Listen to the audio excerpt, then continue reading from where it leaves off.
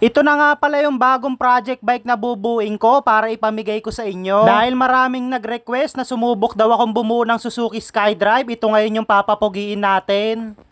Dahil natapos ko na nga pala buuin si Project Pinay, kailangan na ulit nating kumuha ng bagong unit. At isa nga pala tong Suzuki SkyDrive na nire-request ng karamihan. Dahil halos suntok sa buwan ka na lang makakita ng pormadong ganitong unit, kaya ito na rin yung napili ko. Bale hindi nga pala to tumatakbo, kaya tinulak ko na lang palabas para may isakay sa L300. Medyo matagal na raw kasi ito natambak, hindi na rin naasikaso ng may-ari. Sa itsura pa lang ng panglabas nito ni Project Tagtag, siguradong mapapalaban talaga. Dahil medyo makapit na nga pala yung gulong, kaya hirapan na rin itulak papunta dito sa loob ng garahe. So ayun nga pala, ipapakilala ko na sa inyo yung bagong project bike na bubuuin natin ngayon. Ito nga pala, Meet Project Tagtag. So ito, Suzuki SkyDrive 125, dahil maraming nagsasabi sa akin na sumubok daw ako ng ganitong unit.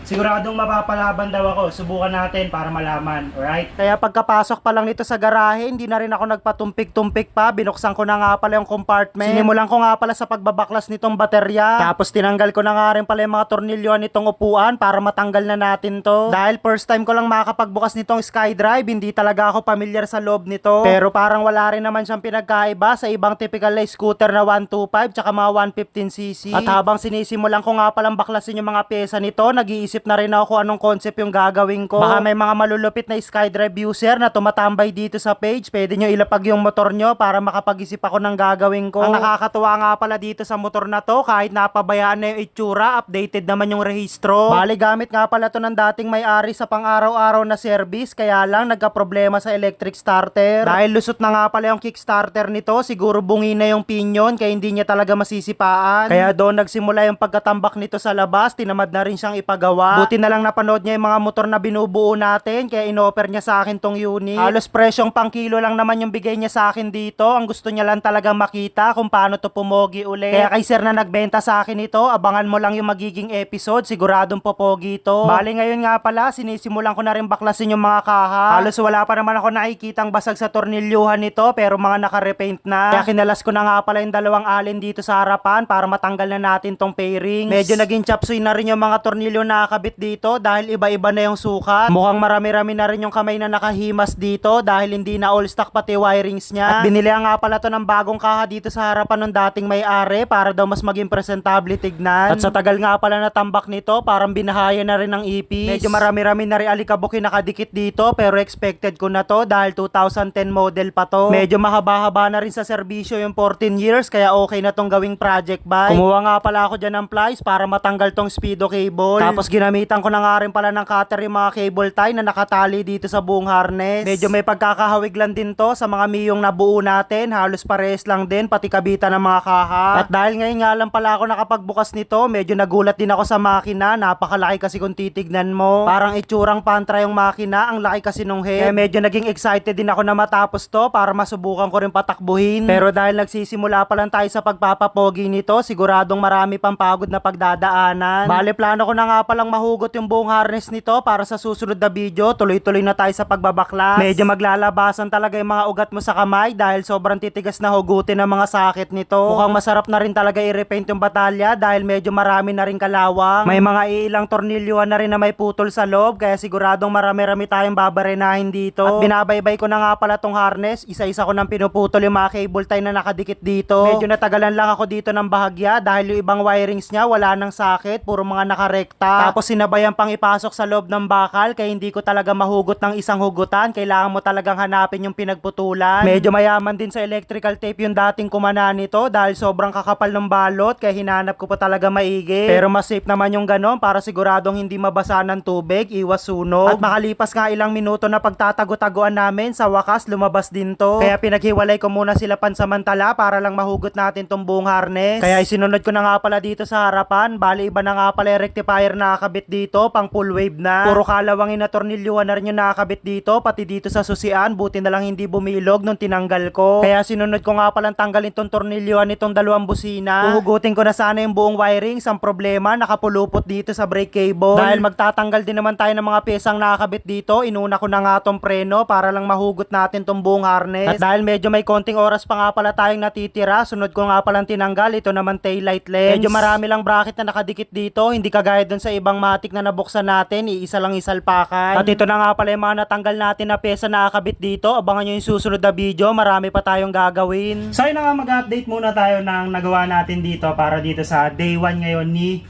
Project Tagtag. Ito lang nga pala, medyo nakita na rin natin yung itsura niya sa loob. Kaya kung napapansin nyo, expected na to na napakakapal na rin ng alikabok. Tapos yung makina niya, medyo natuwa ko rito kasi ang lapad ng itsura, halos parang pang pantra, no? Tapos may mga libag din siya rito, parang mga dating tulo siya ng langis. Pero mild lang naman. So pansamantala dito muna nagtatapos itong day 1 nito ni Project Tagtag. Siguro sa mga susunod na araw, sisimulan na rin nating baklasin lahat ng pyesang nakakabit dito para masimulan na rin natin yung paglilinis. Tapos ayun nga pala, bago natin tuluyang tapusin tong video na to, mag-update ulit tayo para dun sa ibibigay natin na Honda Dream this coming October 30. Sa mga gusto magkaroon ng tsansa na mapili kayong bagong amo ni Project Pangarap, napaka-basic lang ng gagawin nyo. So i-download nyo lang yung game app na nandito sa comment section. Right? So yun, ito nga pala yung sinasabi ko sa inyo kanina na laro na dapat i-download nyo tapos mag-register nga kayo. So pagkatapos nyo nga i-download, i-install nyo na rin. Tapos kung bago lang kayo dito, i-click mo lang tong register dito sa taas. Basic info lang naman yung kailangan dyan. Lagay mo lang yung mobile number mo, password, tsaka iba pang detalye. Pag okay na, syempre i-click mo na tong confirm. So kapag may account na kayo, punta naman kayo dito sa login. So ito na yung makikita nyo homepage nitong Ace Game. Ito yung maganda rito. Meron kayo ritong free spin kapag madalas kayo nag-online. Ayan, no? So kapag naging 500 na tong user GBPPI, pwede nyo nang i-withdraw yan. So testing tayo kung makakuha tayo ng at least 0.1. So pindutin nyo lang yung gitna, yung spin. Pag tumapat sa 0.1, dadagdag yan dito. Yan yung pwede nyong i-out dito. Kaso, better luck next time. So, ganun talaga. Swertihan lang to. So, yun. Ito na yung makikita nyo mga laro dito sa Ace Game. Yan. Kung naghahanap kayo ng libangan lang or kung may pabarya-barya kayo sa Gcash nyo at kung gusto nyo maglaro, ayan, napakarami nyo naman pagpipilian dito. Pero bago yan, sa mga gustong malaman kung paano kayo maglalagay ng pondo rito, basic lang din. I-click mo lang to. Tapos pili lang kayo dyan kung magkano yung gusto ilagay dito sa game. So kapag nakapaglagay na kayo ng pondo, pwede na kayo mamili ng laro. Ito yung madalas kong nilalaro dito, Dragon vs Tiger. Kasi dalawa lang yung pagpipilian yung tayaan. So ito ay madalas ko nilalaro rito, Dragon vs Tiger. Kasi dalawa lang yung pagpipilian nyo rito. Tapos dito kayo pipili kung magkano itataya nyo. Subok tayo ng 10 piso dito sa Tiger. So kapag mas mataas yung barahan na Tiger, dito dadagdag sa gold coins nyan. So, antayin nyo lang tumaya yung iba. So, ayan na. King, tsaka 5. Yun lang. Better luck next time. Talo tayo. So, ganoon talaga. Dahil swertihan lang to. Wala tayong magagawa. Kung ayaw nyo maubos yung coins nyo or kung gusto nyo tumaya, ayan, nasa side nyo na yan. Pero ako mag-out na ako. So, ayan. Out na muna tayo. Tapos, kung sakaling buenas naman kayo, kung medyo malaki na yung napanalunan nyo, syempre mas maganda yan. Ilabas nyo na para hindi na mabawi. So, ito yung pipindutin nyo para ma-out nyo yung napanalunan nyo. Click nyo lang tong withdraw. Tapos ilagay nyo lang dito kung magkano. Kung nanalo kayo mga 5K, 10K, i-out nyo na agad yan para sigurado na. So ayun, ulitin ko kung gusto nyo magkaroon ng chance or kung gusto nyo magkaroon ng entry para dun sa ibibigay ko na Honda Dream, si Project Pangarap, this coming October 30. So ilapag nyo lang sa baba yung SS na katunayan na nakaregister na kayo dito. Tapos sabihin nyo na rin kung bakit kayo yung isa sa dapat mapagbigyan natin ito. Right?